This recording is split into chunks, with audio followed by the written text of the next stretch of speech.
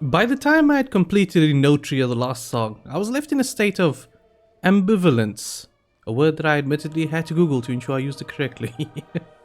Before we go any further, I just want to say, I've not seen any videos or read any articles regarding this game.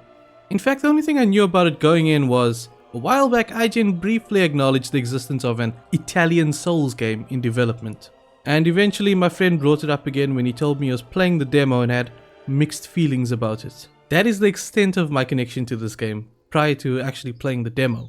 I made a decision to actively avoid any content covering the game, as I thought it would be fun to go into this one completely blind, free of any external influence.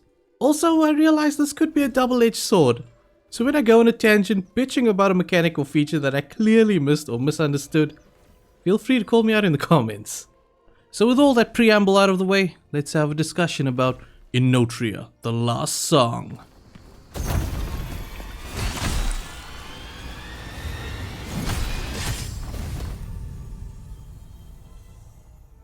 Now the way this video is going to work is as follows. I'm going to walk you through the game as I experienced it, starting with the tutorial segment in the beginning to the very final boss at the very end of the demo, all the while highlighting mechanics and design choices that I found intriguing and worth mentioning. For this game might just look like another Souls clone on the surface, but you will soon find out that it does more to spice up the formula than most others in the same genre. Ah, the tree of change bears fruits.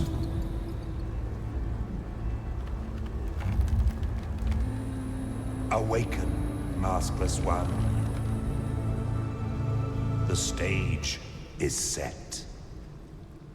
So, straight off the bat, the first thought that came to mind was, this feels like Dark Souls 2.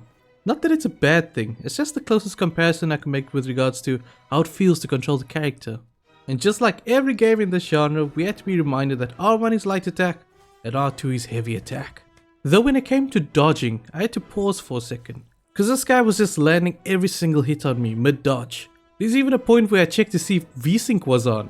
As most of you know, VSync can cause a game to feel unresponsive. But to my surprise, VSync was off. Then it dawned on me, there's no iframes while dodging. For the uninitiated out there, it just means there's no window of invulnerability when dashing through an enemy's attack. And as far as I'm aware, this game does not have that. It just felt weird to me, as years of muscle memory and instinct tell me to dodge into an attack to avoid damage. But now that I think about it, why the hell would you dodge into someone who's swinging a sword at you? Makes sense to backstep out of the way instead, right? Good on you, Enotria, you get 1 point for logical reasoning. Next up, it is time to parry, and can you blame me for getting ahead of myself here? Yeah, I picked it up fairly quickly, but another thing I picked up is that there's no block button. So your only means of dealing with an aggressive enemy is perfect parry or get f***ed. I find it a bit odd that a game born of such a punishing genre would not include some type of shield mechanic. Now before you go ahead and tell me to stop whining about the difficulty, let me explain myself. If you were to come across a new enemy in a game such as this, that enemy's moveset is completely alien to you. You have no idea what they might do next. The only way to learn their attack pattern is by forcing it out of them. And the only way to do that is by getting in their face. In this game, the two ways of dealing with an attack is number 1, perfect parry. If your parry is too early or too late, the attack will land and you'll take damage either way. 2, dodge backward and avoid the damage. But note, dodging left or right could be risky because there's no iframes and you don't know how the attack will play out. Now you might say, well, just dodge backward then, problem solved. To that I say, well, it might work for some very basic enemies, but it won't work for all, as most enemies will only reveal their full combo when you are within striking distance for the duration of it. Now let me remind you, this is not a complaint, it's merely an observation, as I've noticed the enemies have a rather limited moveset. Now this could be a design choice on the dev's part, because if they added a more complicated moveset to the enemies, I could see the game becoming extremely frustrating. In my opinion, if they added a block mechanic as a low risk way of engaging an enemy and learning their attack patterns, they could expand their movesets without the game feeling unfair. There you go, my first opinion, conceived in my secluded little bubble. Let me know what you guys think about that take. It's a bold strategy, Cotton. Let's see if it pays off for him. Oh, by the way, I just had to test the fire mechanics, and I'm glad to report we don't take fire damage for some reason. Naturally, I then had to test if we could swim. I thought if we were made of wood, then surely we could... no, well... Anyways, it was time to face our first boss of the demo. The Force of Change. Pretty intimidating name for what amounted to a 30-second fight. I know, pretty cocky, right? Don't worry, I'll eat my words soon enough. So we defeat the boss and we are awarded with the mask he was wearing. But before we get into that, I gotta say, I hate how this game rolls out information to the player. Like this screen, for example. What am I supposed to make of this? What is an aspect? What the hell are mask lines? Assigning numbers to empty slots mean nothing to me. I thought maybe hovering over the empty spaces would at least give a brief description of what item fits that slot, but no, you get nothing. Also, these tips appear at the weirdest moments and feeds you so much information in a single pop-up that I almost immediately forgot what they said just a minute ago. Look, you guys need to work on how you dole out information. Simple things like break it up into more digestible segments, and also visual reference helps when talking about things like the many elements and status effects in this game. Adding the icons that represent the different elements here would have really helped me understand their effects better. Not gonna lie, I paid no attention to the elements throughout my time with the game. Anyways, let's bring it back to the masks. This is one of my favorite features of the game. As you defeat bosses and certain enemies, you'll unlock masks. Equipping a mask awards the player with a unique ability, such as increased heavy attack damage or increased range damage, for example. These abilities activate when a player is in an awakened state. This just means landing a critical hit after breaking an enemy's defense. Additionally, the masks will have perk slots on them as well, allowing the player to really flesh out the build they want to go for. And there are dozens of them to choose from, but I think half of them are locked for the demo. Lastly, you can assign 4 mask lines to each mask. These are the weapon abilities, and I find these particularly interesting because these unique actions are usually assigned to the weapon itself. But in this game, you can use whichever weapon you like and still have access to whichever flashy ability you want. These 3 features, being masks, perks, and mask lines, allow you to essentially create a loadout for your character. And the beauty of it is, you can switch between them on the fly, as you can equip up to 3 mask loadouts, ready to go at the tap of a button. This kind of versatility is pretty much unheard of in Souls-likes. Before we top off the combat segment, I just want to touch on mask lines for a bit. This was by far my favorite feature of the game. Like I said, these are powerful abilities that charge up as you attack enemies.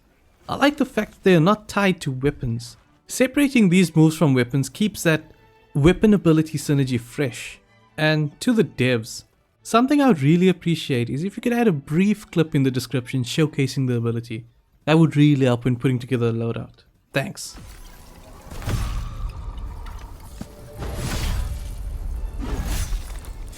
So when we last left off, our hero had just made it out of the tutorial area. It is at this point where I acquired a new mask, but more importantly, Ultra Greatsword, baby! I would actually go on to complete the demo with this weapon. Not because it's overpowered or anything, it's the only weapon I believe that works. Let me explain. Throughout the demo, I tested every weapon I came across. All of them, apart from the Greatsword and one other mace, felt like I was slapping my enemies with foam swords. Now I genuinely don't know if the weapons were maybe bugged or if it was by design, but they felt broken to me. Why would I swipe at an enemy for 30 times when I can do it in 3?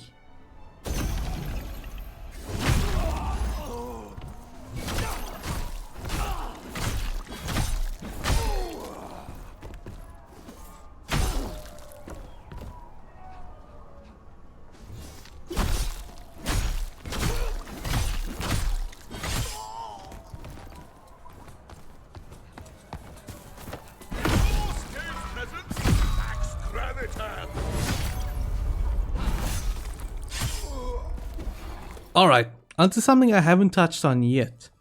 The visuals. What a breath of fresh air from the dark, drab and dreary settings we have become so used to in these kind of games. Enotria really sets itself apart with its fictional, almost exaggerated depiction of Italy. From its beautiful fields of sunflowers, through the warm sunset beaches, to the vibrant bustling streets of Quinta, a little town that seems to be under a spell of sorts that keeps its people locked in a state of aggressive and constant celebration. Parading through this town felt equal parts jolly as it did eerie.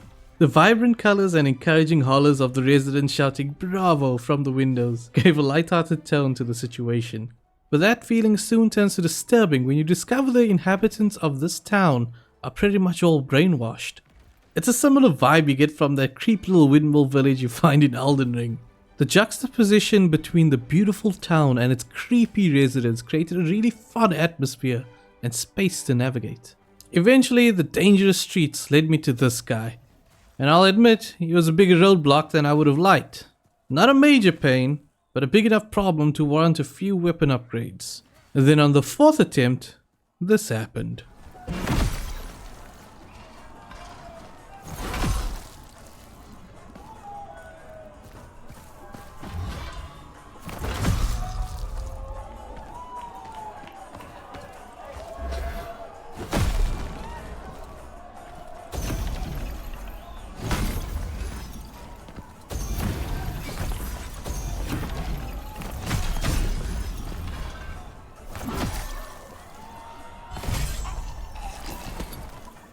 After that shameless display, I stumbled upon a combat rift in a nearby house. Now this is a mechanic I really appreciate. Up to this point, there have been instances of a similar mechanic called reality glyphs. These usually open paths to either progress the level or lead to optional secret areas. But getting back to the combat rift, these are short challenges that once initiated, slightly alters the surrounding area and throws waves of enemies at you. The reward for completing these challenges, apart from the obvious bonus XP, is that when the surroundings change, areas that were once blocked off to the player are now accessible. The reason I said I appreciate these challenges is because, as far as I can tell, they are completely optional. This kind of design choice is more in line with what I wanted from the latest Lords of the Fallen's Umbral mechanic. That is to offer the player a choice of jumping into a more hostile environment for extra rewards and secret pathways. Yeah, no, comparing these rifts to the Umbral mechanic of Lords of the Fallen is like apples to oranges, as Lords of the Fallen uses it more as a traversal tool that's necessary for level progression, but they are both world-altering features, and I just wish Lords of the Fallen made it less necessary and more optional. Alright, it's time we faced our first real boss of the game. Curtis, the Prince of Laughter. Seriously, Curtis, that's the name of your over-friendly neighbor, certainly not the name of an evil clown prince. Anyway, as much as his first name might have you believe, this boss is no joke. I arrived at this boss and suddenly the urge to dodge his attacks came flooding back to me. I have no idea why, but something about this boss fight instinctively tells me to back up and get a feel for his range of attacks. Unfortunately, that kind of thinking quickly gets you trapped in a corner with no escape. Next, I discovered the running heavy R2 attack would always stumble him, plus it comes off quite fast, so naturally I tried to exploit this. Sadly though, I would get to the second phase, panic, and screw up, so I gave up on that strategy. Though I believe a more cool and composed player would easily pull this one off. Eventually, as I became more comfortable with the boss's attacks, I settled on a playstyle that was closer to what I imagined the devs envisioned for the player.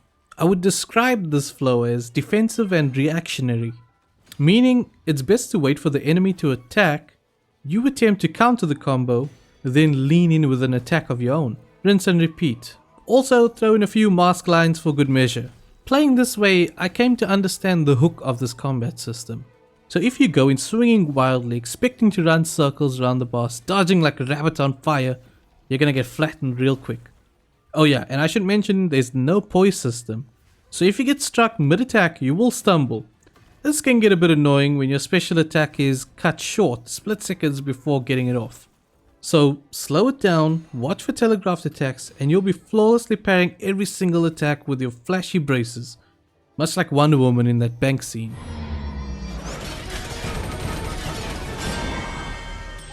Next up, we make our way through the final area of this demo. Immediately we are greeted with what I thought was an elite enemy, based on how much damage I was doing, or how little I should say. I mean, my Ultra Greatsword was doing 10 times the amount of damage per swipe. Granted, I did upgrade it a few times compared to this base level trash, but the difference shouldn't feel that massive, should it? This moment really highlights what I've been saying about the weapons feeling severely underpowered.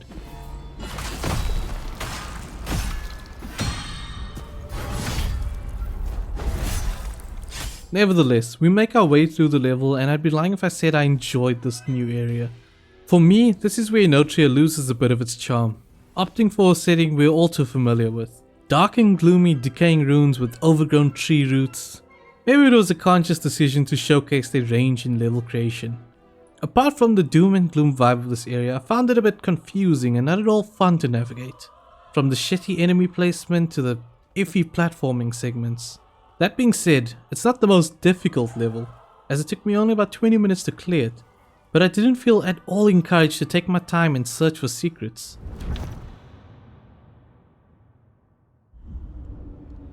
Life blooms through crimson sugar. Death danced on the precipice of death. The cycle must begin anew.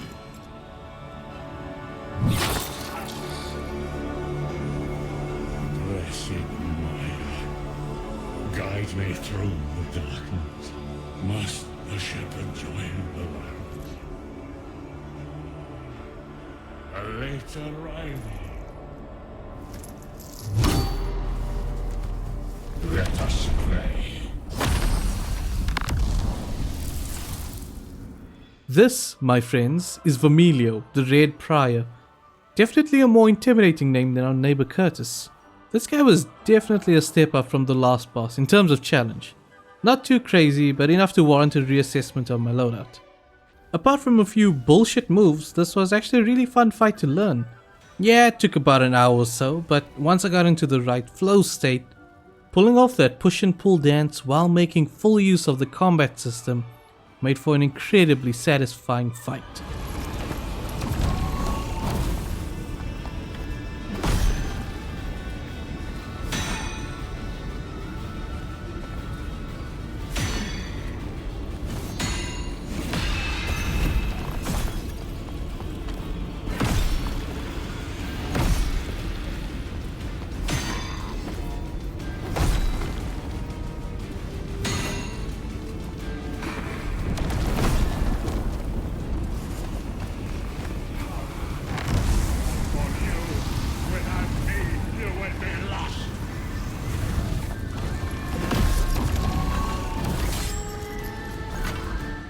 And there you have it, the final boss of this demo.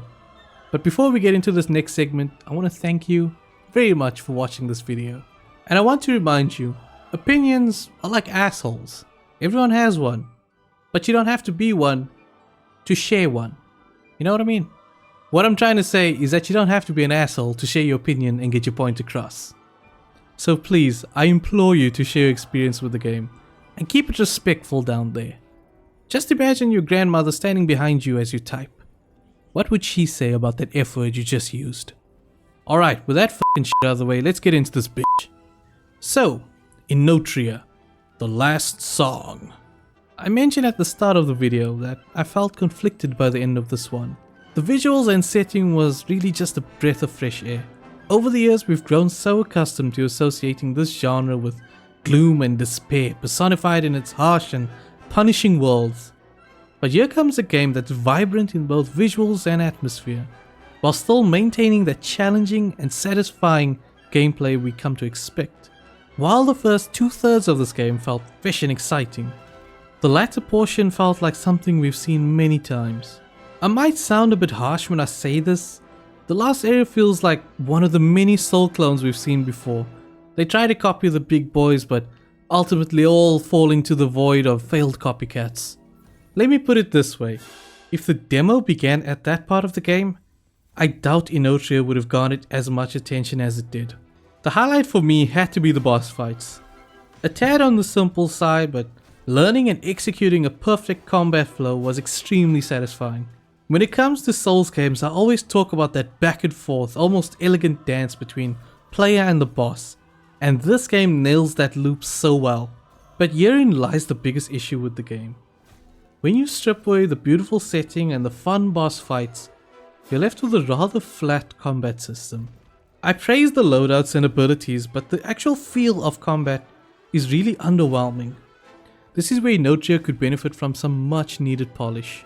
Small things like weapon damage output adjustments, making the dodge more responsive, fixing the inconsistent parry window, and adjusting the camera to feel less claustrophobic in tight spaces. These are relatively small changes that I believe would go a long way to ensure the moment-to-moment gameplay feels tight, responsive, and in the player's hands. Overall, I remain cautiously optimistic for this one. If the devs can consistently deliver the creativity seen in the first 2/3 of the game and bring that energy to the rest of the experience, then we are in for one of the most innovative and intriguing Souls-likes we've seen in a long time. Alright, that's it from me. Once again, I want to thank you for watching. If you made it this far, leave a like, as you know that helps me a lot. Push this video a lot further. Subscribe if you're new, if you want to see more stuff like this, more video essays would you call it. And I'll see you in the next one. Bye bye.